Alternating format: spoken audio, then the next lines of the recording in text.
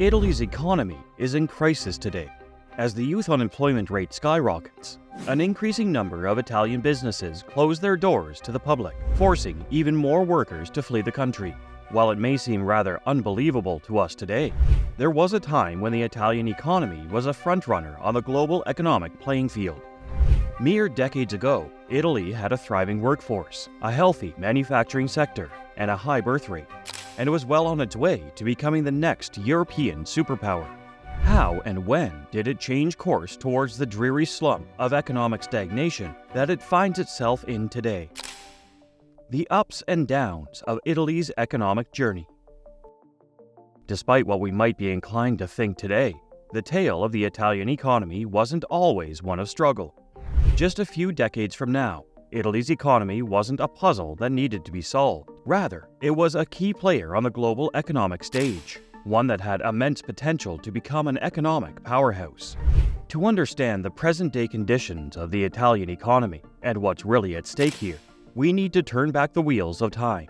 Let's travel back to a period of prosperity, which started in 1950 and lasted up until 1980. These golden years later came to be known as the years of the Italian economic miracle. But of course, to get to that, we need to rewind back to the Second World War. Back then, Europe, having weathered the ravages of World War II, was on the mend, and Italy was no exception. The major cities from Pompeii to Florence, once in ruins, slowly arose from the ashes of death and destruction. The spirit in those days was that of rebuilding all that was lost to the war. This spirit, surprisingly, also extended to the relationship between Italy and the United States. Once a sworn adversary of the US, Italy now found itself in a sweet spot thanks to its advantageous geographical location. Nestled between Northern Europe and the Mediterranean, and easily accessible to the Iron Curtain, Italy became a key ally for the new free world. In a grandiose gesture, the US granted Italy $1.2 billion and above under the Marshall Plan. Between 1947 and 1951, this mutually beneficial relationship between the two countries allowed for a truly remarkable expansion of Italy's manufacturing sector. The post-war years were filled with strife, chaos, and changes. With the ongoing Korean War and the creation of the European Common Market, Italian products were in high demand, and trade restrictions dwindled. As you can probably imagine, these circumstances created the perfect recipe for Italy's economy to skyrocket. A direct consequence of the post-war landscape, the Italian economy, driven by a sizable labor force, experienced 2 decades of robust and miraculous growth. These years saw an average annual GDP increase of 5.9%, which culminated in a remarkable peak of 8.3% in 1961. During this miraculous period, industrial output soared at an astonishing rate, surpassing 10% annually, a figure eclipsed only by economic powerhouses Japan and West Germany. The nation reveled in near full employment, and by 1963, investment had surged to an impressive 27% of GDP. It should be mentioned, however, that a key driver of this success was Italy's embrace of free market policies and a commitment to international trade. From the outset, Italy championed European integration, which was a move that proved especially advantageous for the booming manufacturing sector. During these wondrous years, iconic products such as Olivetti typewriters and Fiat automobiles became household names. Fast forward to 1970, however, and the Italian economy faced a drastic turning point. How did this turning point alter the face of the Italian economy? The problem years, 1970 and beyond. Italy's honeymoon period of economic growth wasn't brutally cut off in one day. Instead, it was a gradual decline, until the economy just fell into a deep slump. During this time, while the economy continued to expand, a vital element of sustainable growth started to waver: productivity. Total factor productivity, the powerhouse behind post-war economic growth, began to stall around 1970, dropping by 13.7% over the next 50 years. In the 80s and 90s, Italy tried to keep the growth flame alive through policies like deficit spending and currency devaluation. Unfortunately, these were short-term fixes, which were completely unsustainable in the long run. Unsurprisingly, these hastily adopted policies failed miserably to boost productivity. Soon enough, the Italian economy devolved into stagnation, with real GDP taking a massive hit. The workforce found itself producing less, with the value each worker added per unit of input declining by 5%. Today, Italy faces a major productivity crisis, which has roots in illogical labor regulations and a slew of judicial inefficiencies.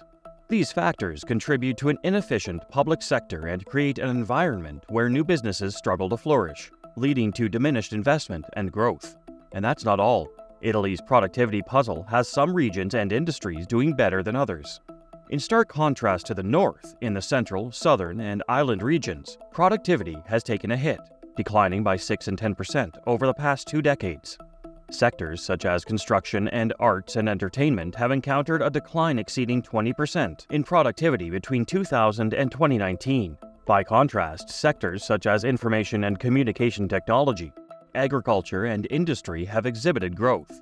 It's crucial to note, however, that these pivotal sectors collectively contribute to approximately 1/5 of the overall economic activity and employment landscape. For all its present problems and issues, Italy is not without hope. Efficiency improvements across the board could catapult productivity by 22% in struggling areas. However, inefficiencies plague the judicial system and underscore not only the challenging business environment, but also explain the dearth of new businesses emerging in Italy. Italy's youth unemployment crisis. The economy is always intimately tied to employment and the workforce. After all, you can't generate capital without the labor of workers. Italy's economy suffers from a dire lack of workers. Further deepening Italy's present-day economic crisis is the fact that the nation is gripped by a massive youth unemployment crisis. As of May 2023, Italy grapples with a youth unemployment rate of 21.7%. Since the onset of the 2008 financial crisis, Italy's youth unemployment crisis has only gotten worse. The labor market crisis, triggered by the financial downturn, disproportionately affected the younger segment of the workforce.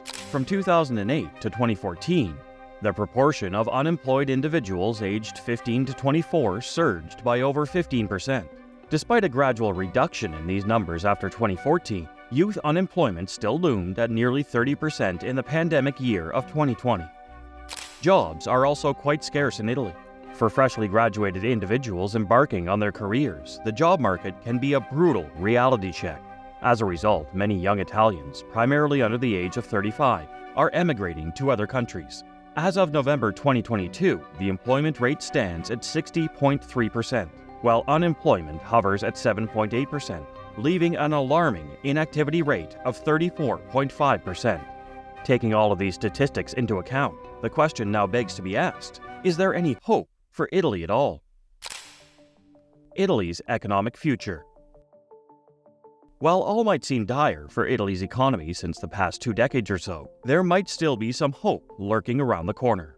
Recently, there's been a convergence of government support, economic reforms, and substantial European Union pandemic spending. As a result, the future may look optimistic for Italy.